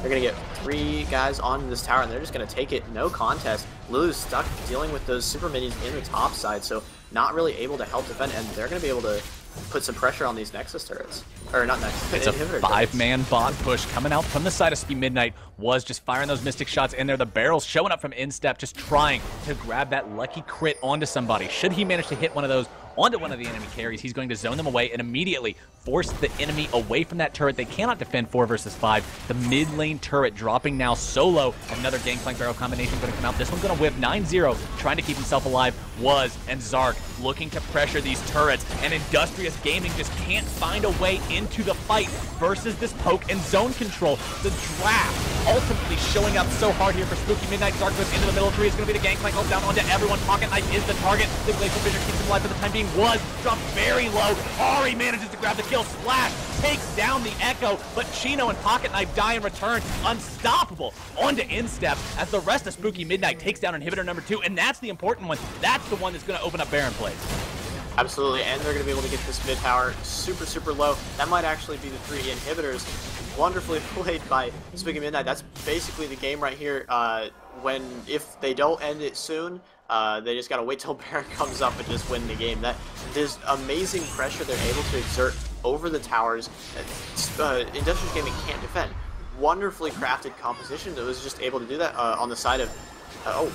And they Swords in 9-0 looking for a potential kill onto Instep. Instead, they're going to get collapsed on by Sark and him. That's 2 dead. That's going to be the rest of Industrious Gaming wondering, how did this happen? Chino maybe just about to respawn. It's going to be a 3v4 they're looking at for the next 5 seconds until Was respawns. Then it's going to be a 3v5. They've got nothing except the turrets defending the Nexus and the Nexus itself. They've got to be careful because the rest of Spooky Midnight is looking to seal this game away right here.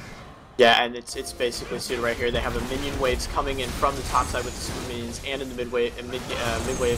They're just going to be able to either just sit here and kind of poke out Splash and Chino and those guys and just let the minions do the work. Flash forward from Chino onto Instep. The charm is not going to connect though. The Pirate in a lot of trouble. You can see the Dark Passage keeping him safe for the time being. Zark into the middle of everyone. Gangplank ulti manages to take down Braum. A legendary Gangplank is the story here. Rek'Sai going to fly as well. It's going to be Zark trying to zone them all away. The parallel convergence keeping himself alive. The rest of Spooky Midnight collapses on the Nexus turret number 2. They collapse on the Nexus, and they collapse the dreams of Industrious Gaming here in a 41-minute bloodbath. GG, well played. Spooky Midnight takes the win. Amazingly played by Spooky Midnight, using their comp to almost full effectiveness there, just zerging down these towers, getting tons of damage out-rotating IG in that mid-game, securing a Baron, and that was basically GG from there. They got 3 inhibitors, won those last messy skirmishes, and just closed out the game very well. Coming back from an early game deficit created by Ari. Amazingly played by Jetrix and just all those guys. Wonderfully played. GG, well played, everybody. Once again, that was our last match of the day. You have been watching the House Party 5v5 Premier League. We do this every Saturday. We've got teams competing round the clock in an LCS style every single Saturday afternoon. Feel free to give us a follow. Check us out on Facebook, Twitter, all that other good stuff. We've got a Reddit and everything. If you want to stay a part of the action, if you want to see it every time it goes live, keep up to date on who's winning, who's losing, who's feeding, and who's talking trash. You're going to want to be a part of this. I am Captain Flowers. I've done the play-by-play here for Wind Up Zen Mofo and everybody else at House Party 5v5. We'll catch you next time.